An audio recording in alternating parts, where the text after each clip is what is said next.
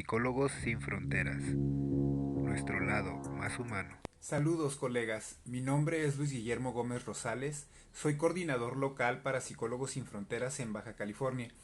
En esta clase estaremos aprendiendo sobre los procesos que llevaremos a cabo durante las intervenciones a distancia, derivadas de la situación actual con el COVID-19 o mejor conocido como coronavirus.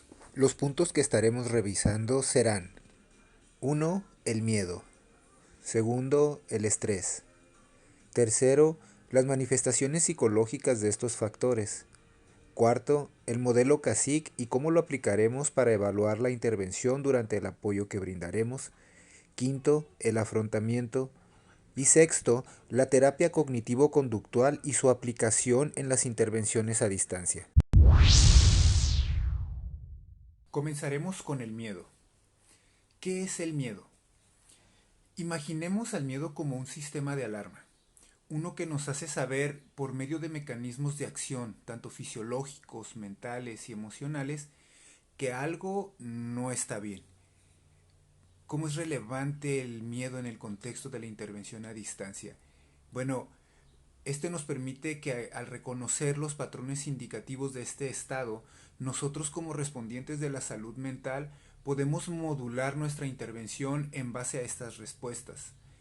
Es una evaluación inmediata que nos permite reconocer entre el miedo normal y un miedo patológico.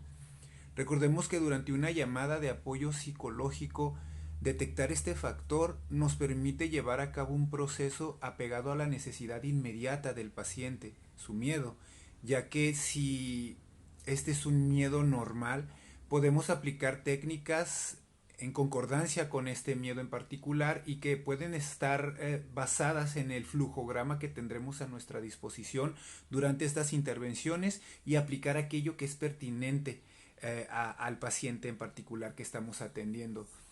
Ante la situación con el coronavirus, hay que recordar que nos encontramos con situaciones de miedo que pueden ser respuestas normales, más otras serán respuestas patológicas, respuestas tales como la somatización de la preocupación, manifestado por ejemplo con reacciones fisiológicas como taquicardias, las cuales generan ansiedad, hipersensibilidad a síntomas como por ejemplo el paciente que habla debido a que está preocupado porque ha estado tosiendo constantemente, porque le duele la cabeza, etcétera.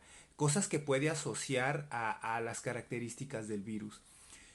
Todas estas características nos permiten hacer una primera evaluación de la situación emocional del paciente, especialmente reconocer si el miedo es el factor determinante para comenzar este proceso de apoyo, basados en aquello que nos presenta la persona a la cual brindamos la ayuda.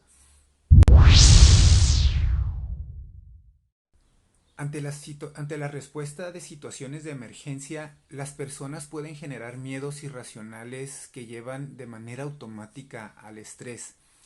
Este por sí mismo conlleva una gama de afectaciones de orden cognitivo y fisiológico. Y esto último, nosotros como profesionales de la salud, es algo con lo cual ya estamos familiarizados y nos permite, por medio de la experiencia que ya tenemos, identificar pues estos factores con relativa facilidad. Al reconocer el estrés como un factor que está afectando a la persona que solicita el apoyo psicológico, podemos abrir el paso a crear confianza, aquello a lo que llamamos rapport.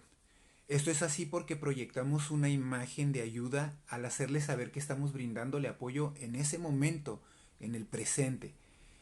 Normalmente, ¿cómo hacemos esto?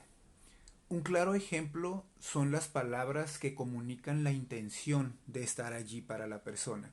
Es brindar la seguridad objetiva respaldada por la situación actual, aquella de estar hablando por teléfono con la persona, de hacerle saber que aquí estoy para ti.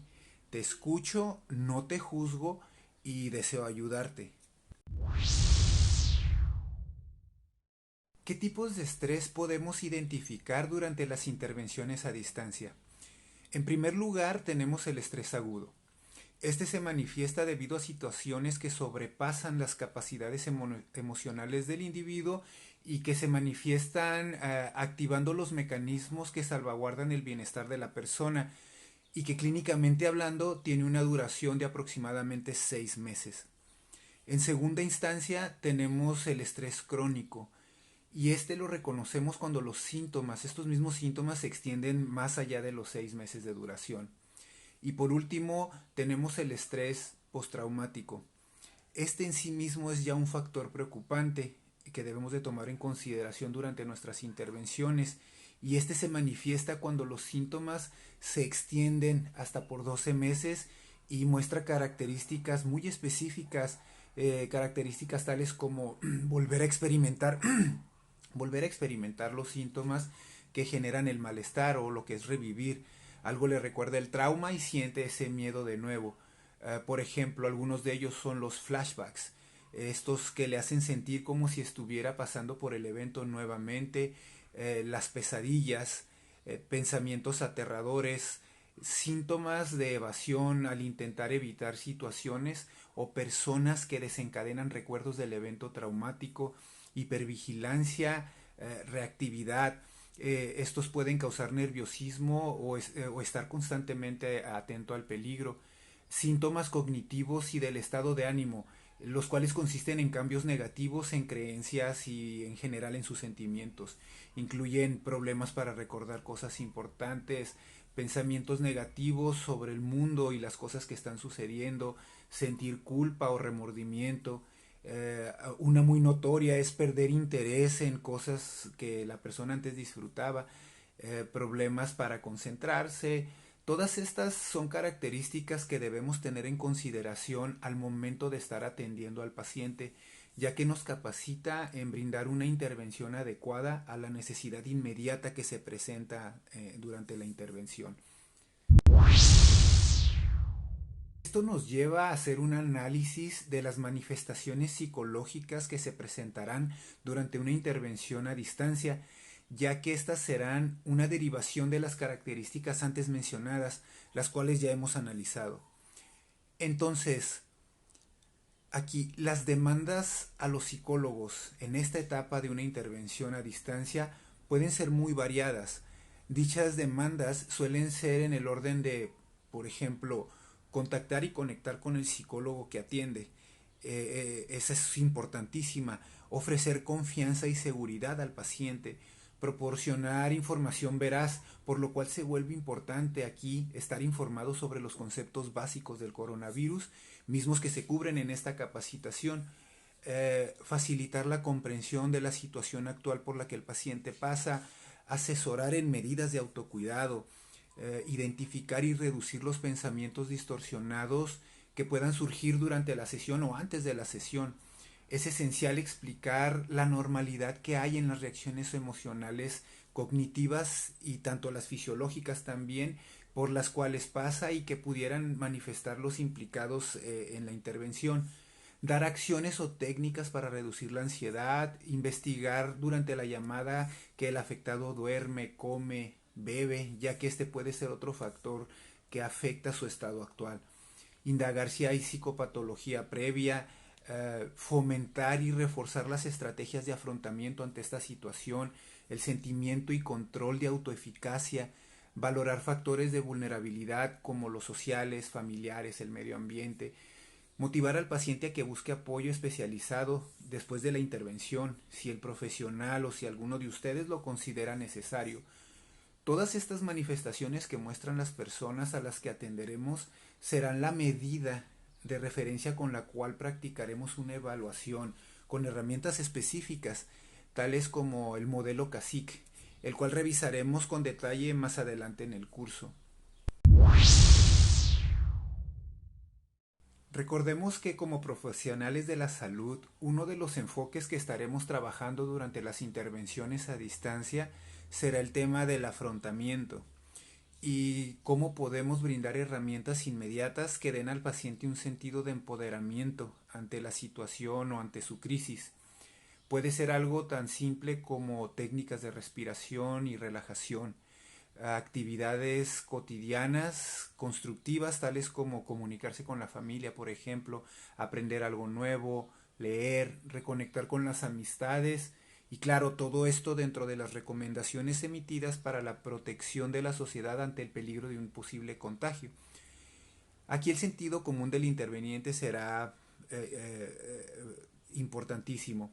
No haríamos recomendaciones contradictorias ante la situación de emergencia por la cual pasamos y comentar a la persona del otro lado de la línea que salga a correr, por ejemplo.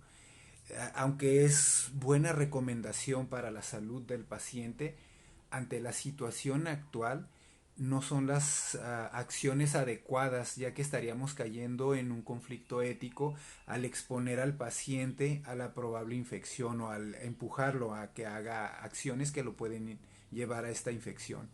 Esto sin mencionar las posibles consecuencias legales que esto podría implicar. Vamos a hacer un ejercicio. Eh, ¿Listos? Tomemos una hoja en blanco.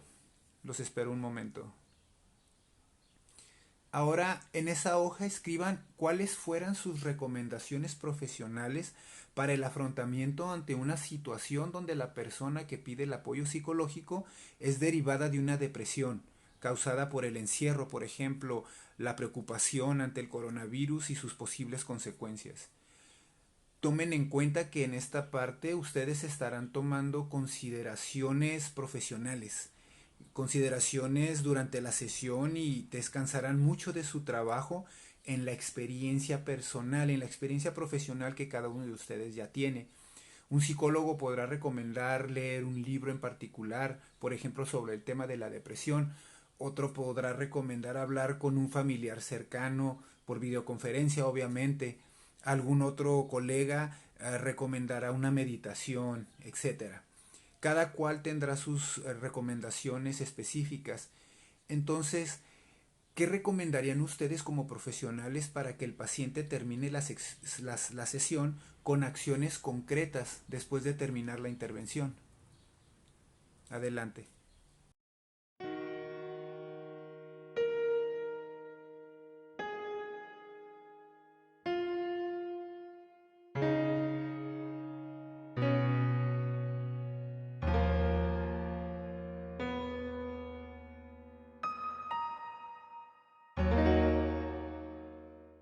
¿Listos? Ahora que ya tienen sus propias recomendaciones, hagamos una comparación con las siguientes. Recuerden hacer una comparación con este ejercicio porque es importante.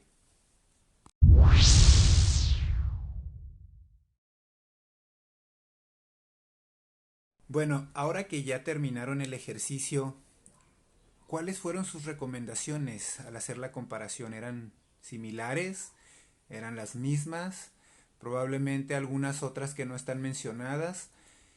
La idea aquí es que ustedes vayan generando una idea bien clara de aquellos conceptos e ideas con las cuales ustedes trabajarán durante sus intervenciones para que tengan un modelo ya bien estructurado en su mente con relación a esta capacitación y las acciones que ustedes llevarán a cabo durante las llamadas.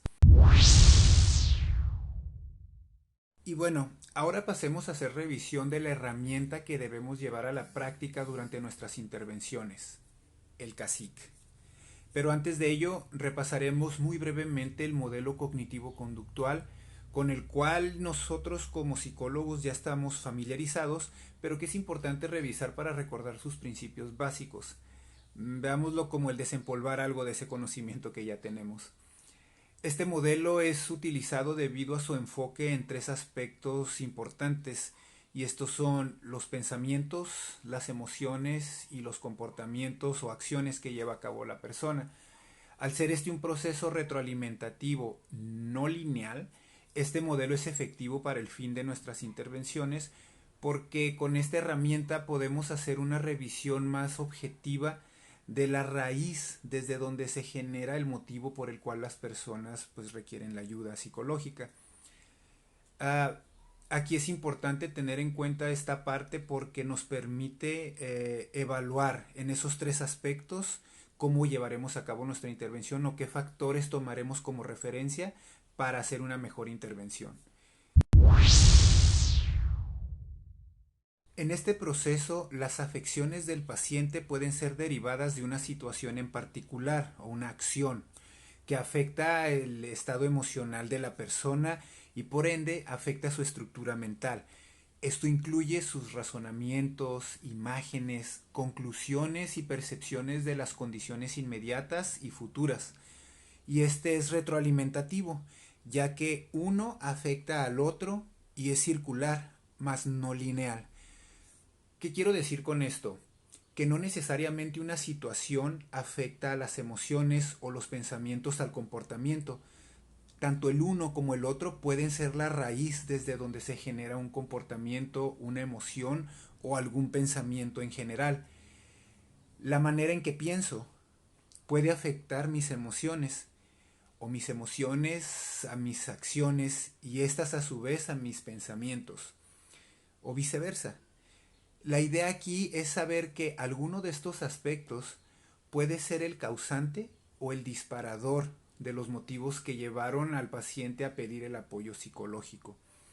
Esto es importante tenerlo en consideración. Así, al identificar este patrón y desde dónde se genera su problemática o su crisis, nosotros tendremos la capacidad de brindar una ayuda más apegada a la necesidad particular a la cual estamos tratando en el momento de la llamada.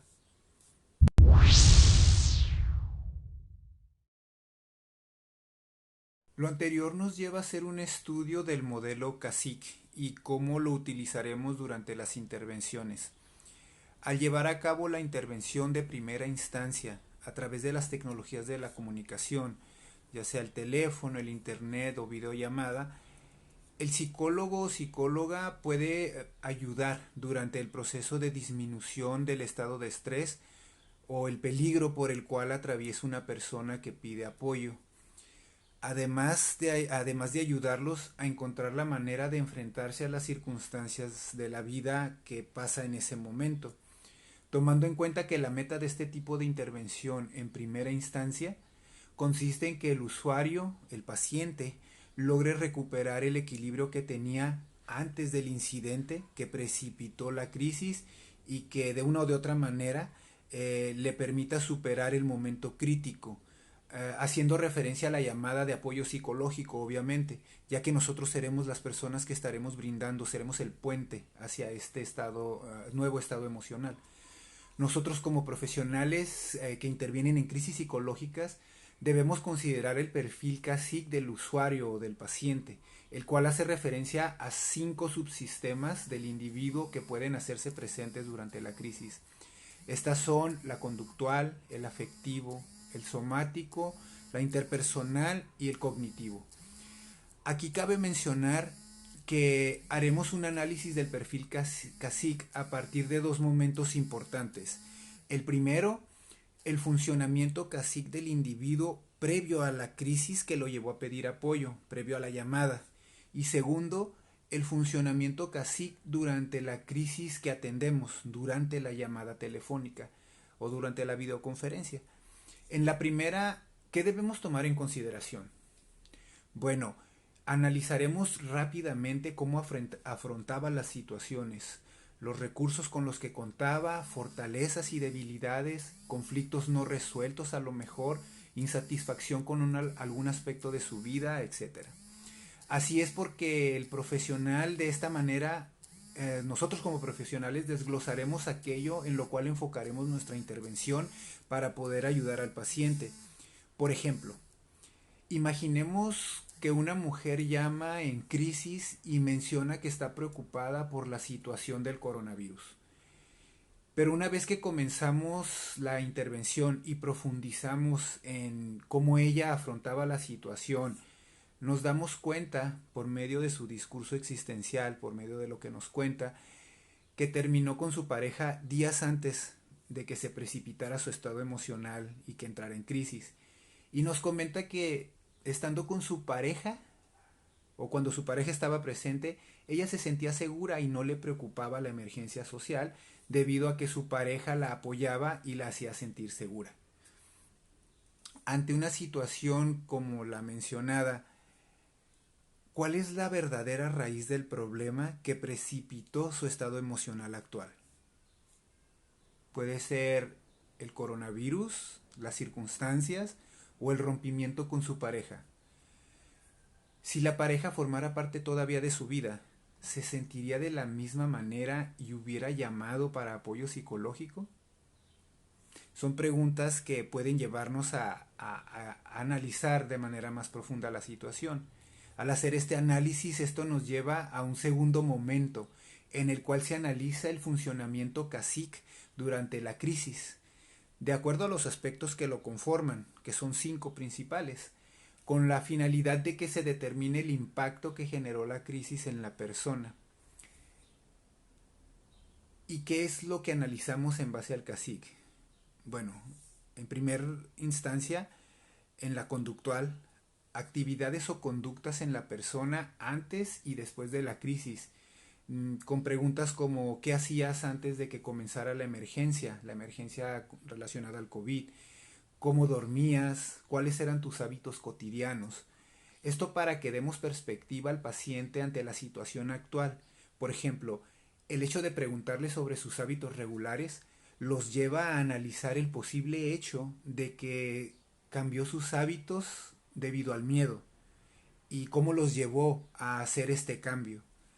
En la segunda, la afectiva, podemos analizar la presencia de amor, alegría, temor, la aceptación, su preocupación o sentido de pertenencia, así como su empoderamiento en relación a sus acciones.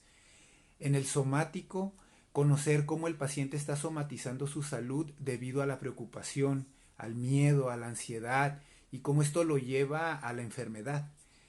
Cómo expresa sus sentimientos a través de su salud. Por ejemplo, cuando la persona, debido a su excesiva preocupación, le lleva a generar pues dolores de cabeza, probablemente que se le suba la presión, que esto genera también ansiedad por los constantes pensamientos irracionales. En el cuarto, en el interpersonal, la naturaleza afectiva o conflictiva de las relaciones con otras personas. Un buen ejemplo es el mencionado con anterioridad, cuando la mujer llama debido a su preocupación por la contingencia del coronavirus, pero la raíz puede ser la relación con la pareja.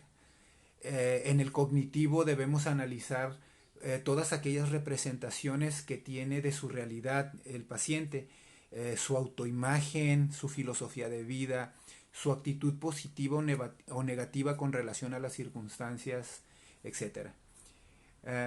Bueno, con esto estaremos cerrando esta parte de la clase.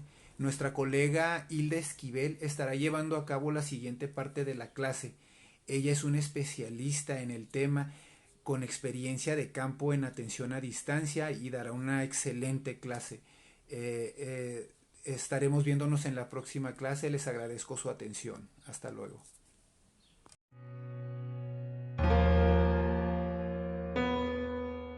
Hola, ¿qué tal? Buenas tardes. Yo soy la maestra Hilda Elena Esquivel Guillén y voy a hablar con ustedes acerca de la intervención psicológica a distancia, así como las características que ésta debe reunir para brindar un servicio profesional. Vamos a hablar en primera instancia del ambiente que debemos generar para brindar una atención adecuada. El lugar en el que yo voy a trabajar debe ser una habitación cómoda, limpia y ordenada, en la que me garantice que voy a tener la privacidad suficiente para no tener interrupciones. Debo de contar además con una silla cómoda para que pueda realizar mi jornada sin ningún inconveniente. Voy a pedirles además que traten de tener una libreta y una pluma para hacer las anotaciones pertinentes durante el servicio. Deberán contar además con un dispositivo con acceso a Internet. Puede ser su computadora, la tableta o su mismo teléfono celular. Lo importante es que tenga acceso a Internet. En este dispositivo yo tengo que tener abiertas 3 ventanas. En una voy a tener la base de datos en donde yo voy a registrar los datos del usuario al cual estoy atendiendo. En otra ventana voy a tener el directorio de referencias. En muchas ocasiones hay que referir a los usuarios dependiendo del motivo de la llamada o porque hay que canalizarlo con algún especialista. Y una tercera ventana con el buscador de Google por si fuera necesario buscar alguna información que no tenga en los directorios o que requiera buscar y yo pueda acceder a ella de manera inmediata. Hablemos ahora de los cuidados personales necesarios para la intervención que vamos a brindar. En primer lugar, tengo que garantizar tener cubiertas mis necesidades, tanto de alimento como de sueño. Debo evitar la ingesta excesiva de líquidos para evitar interrupciones innecesarias. Asimismo, debo estar atento a las emociones y sensaciones que pueda generarme la llamada que estoy atendiendo. Es importante tener en cuenta que durante las crisis, las personas van a descargar todo el estrés en la llamada, pueden estar enojados, pueden estar molestos, pueden estar tristes, pueden estar desbordados en emociones, por lo cual yo tengo que tratar de mantener la calma y siempre mostrarme respetuosa y tranquila, teniendo en cuenta que es muy probable que también dentro de las llamadas que recibamos puede haber agresiones o puede haber bromas. Si esto me incomoda, yo puedo detener un momento mi servicio, hacer una pausa y cuando considere que estoy listo, vuelvo a retomar el servicio. Vuelvo a tomar otra llamada. Si la llamada es de una broma, procure mantener la calma, ser respetuoso y evitar engancharse en la llamada. Asimismo, es importante para nosotros mencionar que su salud mental es importante, por lo cual todas las sensaciones que usted viva durante sus intervenciones podrán ser trabajadas en un espacio de supervisión, mismo espacio en el que usted podrá resolver todas las dudas o problemas técnicos presentados, así como desahogar las emociones que le haya generado el servicio que brindó durante su jornada del día. Para iniciar propiamente la intervención telefónica, lo primero que deberé hacer es una presentación profesional, es decir, voy a especificar que soy una psicóloga quien va a brindar el servicio. Entonces haré algo así como: hola, buenas tardes, le atiende la psicóloga Hilda Esquivel, ¿en qué puedo servirle? Y vamos a dar un espacio para que la persona nos diga cuál es el motivo de su llamada.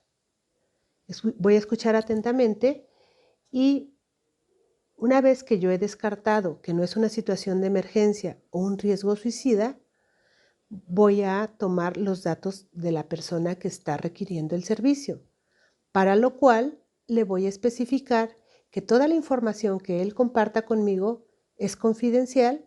Sin embargo, requiero de algunos datos que están protegidos por la Ley de Protección de Datos Personales.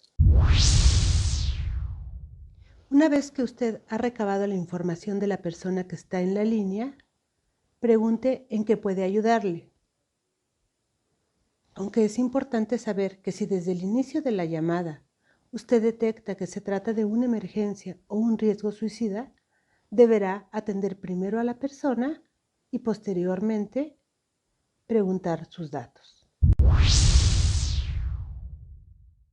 Durante la intervención es muy importante que usted haga sentir a la persona que está siendo escuchada, atendida y comprendida, para lo cual usted deberá estar muy atento a los diferentes tonos de voz que escuche durante su intervención, al tipo de discurso, si este es organizado, desorganizado, si de repente acelera la velocidad del discurso, porque estos son indicadores del estado emocional de la persona.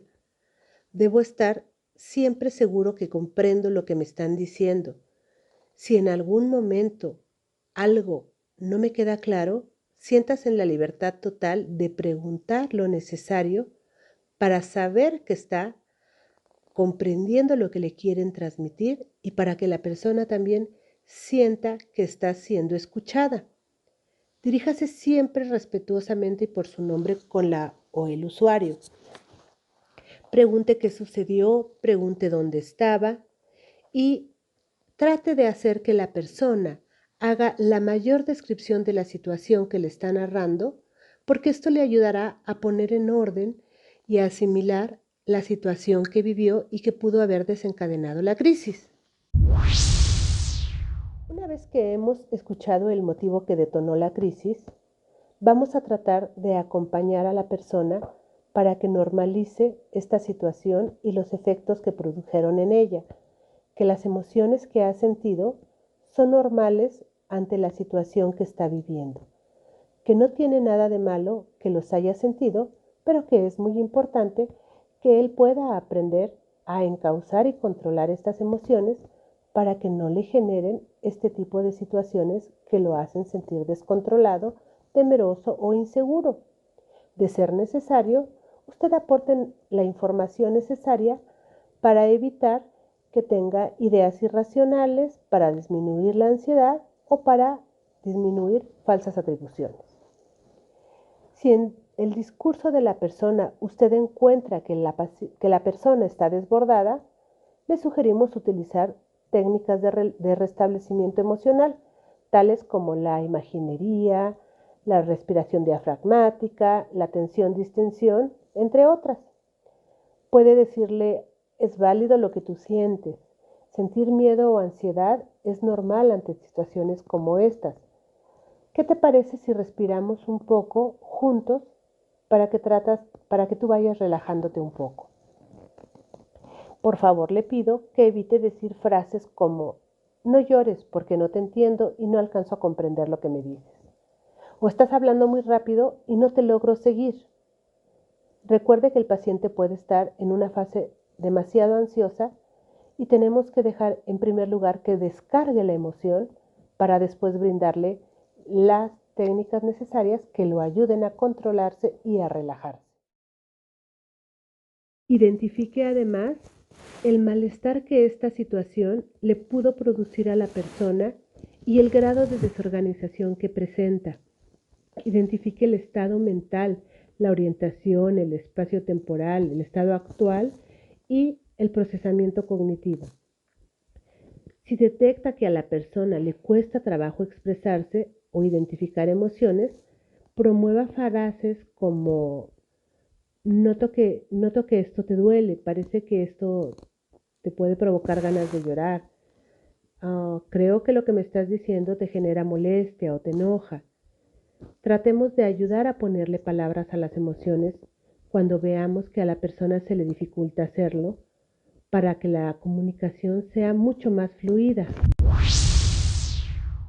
Con la información recabada hasta este momento de la llamada y una vez que usted ha logrado restablecer las emociones en la persona, deberá diseñar un plan de intervención dirigido a la acción para que la persona tenga más recursos con que enfrentar una nueva crisis o más elementos como para resolver lo que detonó la crisis actual. Para ello, deberá lograr que la persona haya recuperado su procesamiento cognitivo para que pueda identificar los recursos personales con los que cuenta, así como los recursos económicos y sociales que le ayudarán a encontrar mejores alternativas para solucionar su problema. Indague qué ha hecho hasta este momento para enfrentar el problema, qué le ha funcionado y qué no le ha funcionado, qué podríamos fortalecer de lo que ha funcionado y qué deberíamos descartar para una siguiente ocasión. En el proceso de generar alternativas de solución, usted jugará un papel importante, ya que usted deberá guiar esto verificando que las alternativas de solución tengan objetivos alcanzables con metas reales. Puede guiar este proceso con preguntas tales como ¿cómo lo piensas hacer? ¿Cuándo lo vas a hacer? ¿Necesitas o cuentas con alguna red de apoyo para llevarlo a cabo? Eso ayudará a que la meta sea más alcanzable y la persona la pueda poner en práctica con mucho mayor facilidad. Asimismo, habrá ocasiones en que sea necesario canalizar a otras instituciones especializadas en un tema en específico. Para ello, hemos preparado un directorio al cual puedes acceder de manera inmediata para consultar los datos de la referencia que requieras hacer.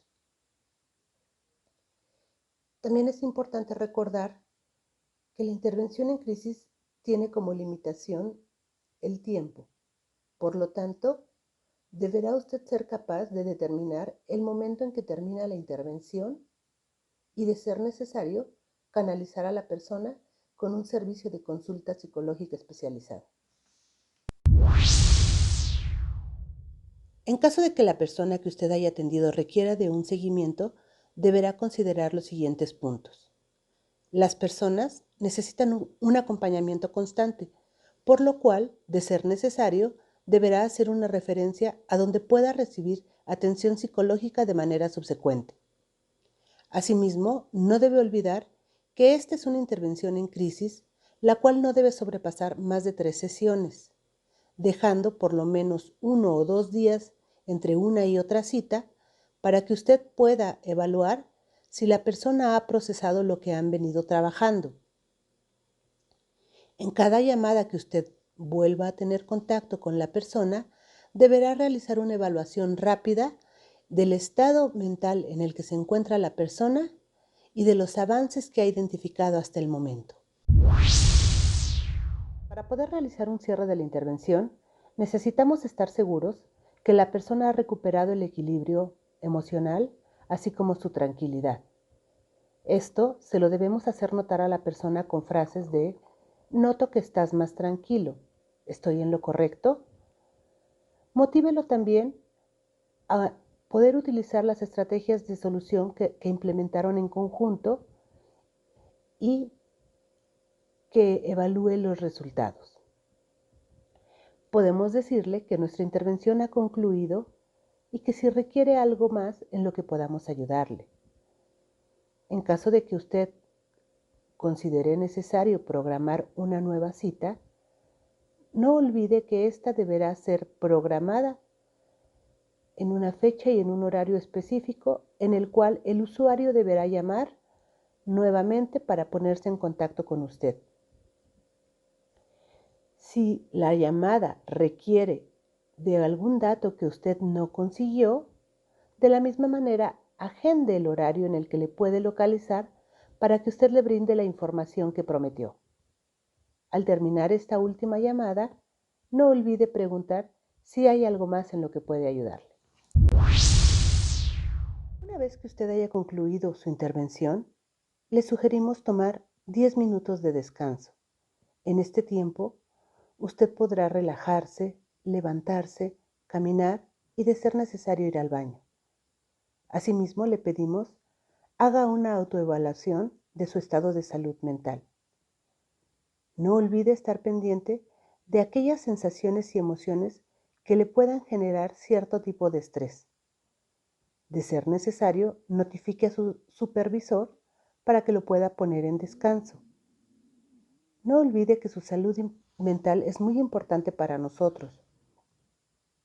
Por lo tanto, necesitamos que usted aprenda a priorizar su autocuidado, a ser consciente de que no debemos sobrepasarnos en nuestras jornadas laborales o por cuestiones que nos rebasen emocionalmente.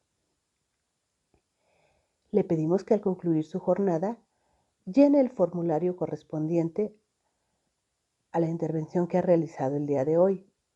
Se ponga en contacto con su supervisor y aclare las dudas e inquietudes que se hayan presentado. También le sugerimos alejarse de toda la información relacionada con la emergencia por lo menos 2 horas después de haber brindado la atención. La intervención en crisis requiere de un desgaste emocional que nos exige estar pendientes de nuestra salud mental y de las reacciones físicas que podamos presentar en determinado momento. Es probable que cuando estemos escuchando a las personas que atendemos, nuestro cuerpo manifieste reacciones tales como sudoración, aceleración de la respiración o los latidos del corazón. Si esto llegara a sucederle, le pedimos que intente relajarse, que respire profundo y repita este ejercicio las veces que sean necesarias para que usted recupere la calma. Asimismo, le sugerimos establecer una distancia emocional entre lo que está ocurriendo y usted. Le sugerimos que pueda compartir los sentimientos con alguien de confianza y, de ser posible, acuda con un profesional de la salud mental. Aceptar que un evento crítico puede afectarnos emocionalmente no es un sentimiento de debilidad, sino de que estamos funcionando normalmente y somos capaces de registrar este tipo de situaciones, porque a veces lo que estamos escuchando puede ser muy duro para todos e incluso en una situación como la pandemia que hoy nos tiene aquí, nos puede ver afectados de manera directa también. No olvide que hacer este ejercicio es con la finalidad de conocerse y de optimizar el servicio que estamos brindando. Muchas gracias por su participación.